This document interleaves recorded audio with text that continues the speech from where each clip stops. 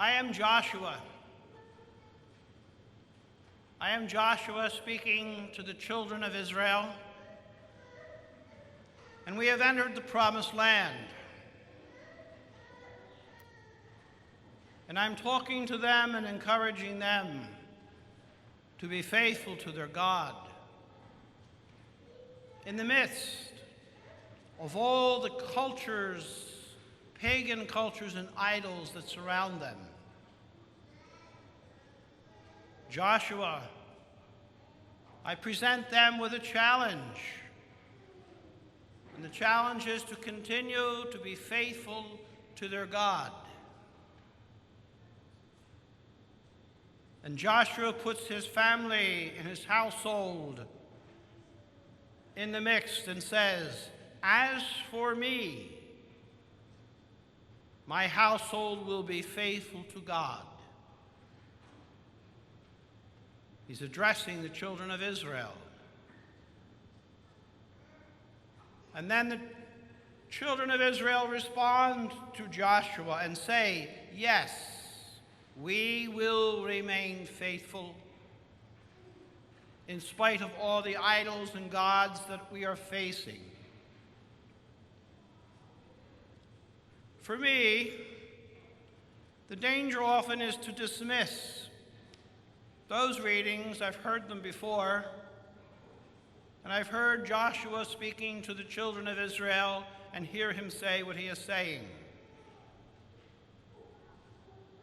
But what if Joshua were speaking to you and me this evening?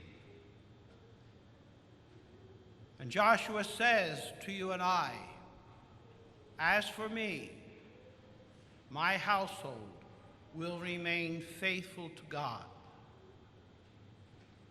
In the midst of all the idols that are out there that ask for us to worship them,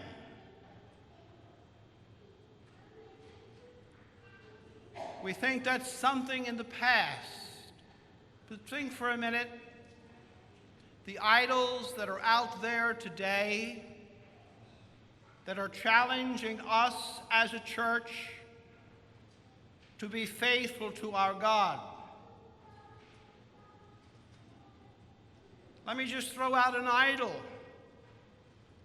The idol of greed.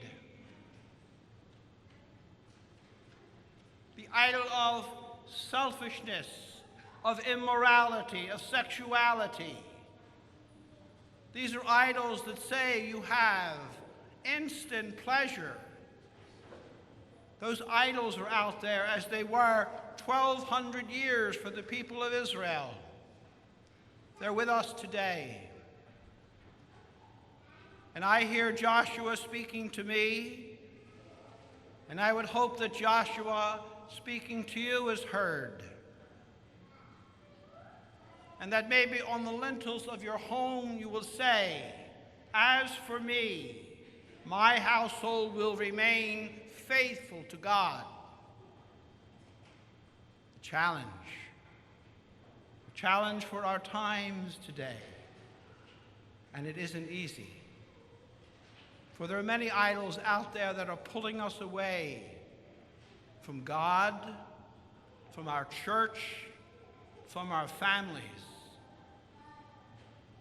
Challenging us as a Catholic community to remain faithful.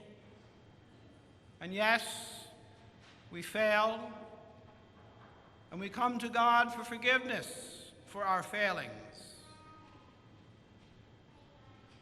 You are Joshua. You are Joshua speaking to your family, to your friends, asking them to remain faithful to God amidst the idols that come at us. It's a challenge. It's a challenge indeed, but I believe it's one that God gives us the grace to sustain. But we need to remind ourselves, "As for me, my household will remain faithful to God."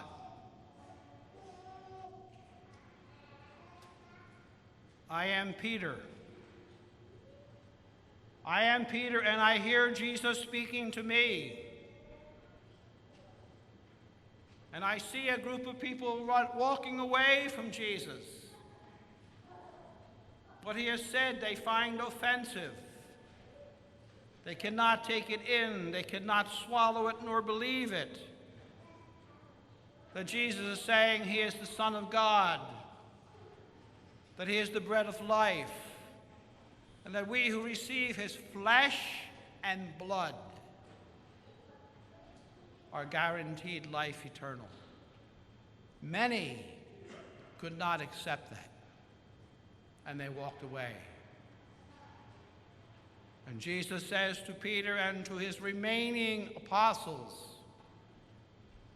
are you also going to leave? And listen to the words of Peter. Lord, to whom shall we go?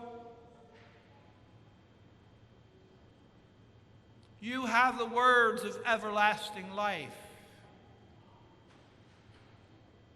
Peter is growing in his faith in Jesus Christ. The sacrament of Christ's body and blood we celebrate at this altar, and we reverently receive Christ and become Christ's body and blood in what we receive. And we hear Paul speaking to the church at Ephesus. We heard the short version. At the 11 o'clock this morning, I asked them to read the longer version. That's the zinger.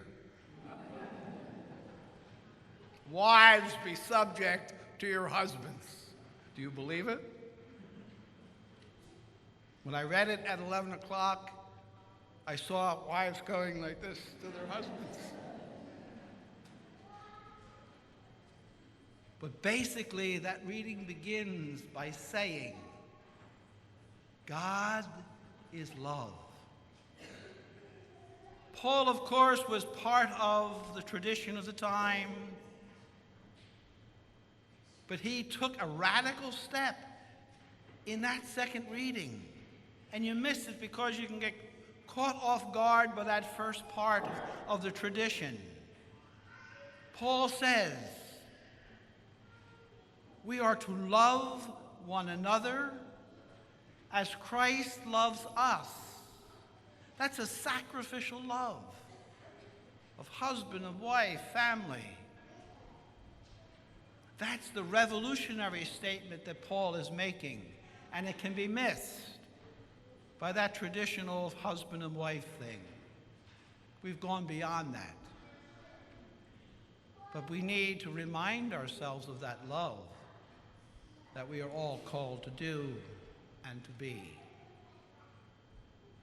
So this evening, you are Joshua.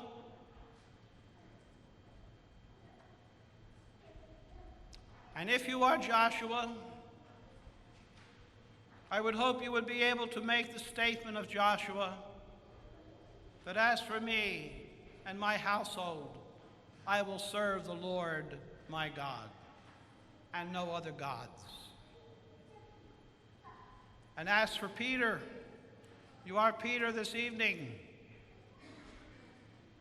and that you will say to Jesus, Lord, to whom shall I go? You have the words of everlasting life.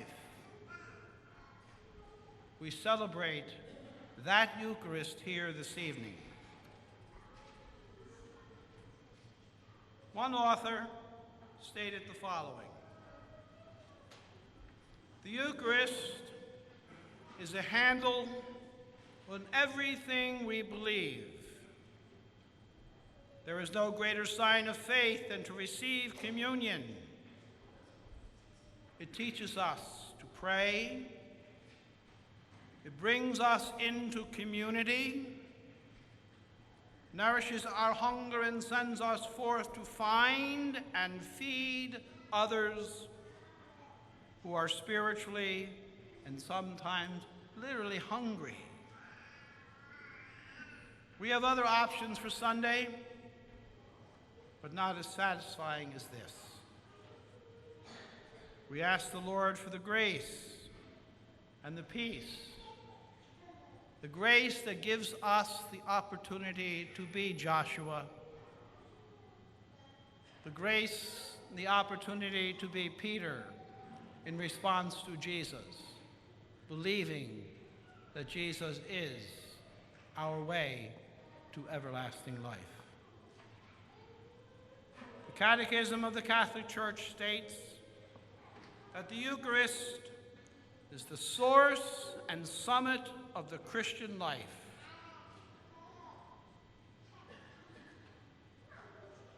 For in the Blessed Eucharist is contained the whole spiritual good of the Church. And that spiritually good of the Church is Jesus Christ himself. And for that, we are very grateful and very thankful.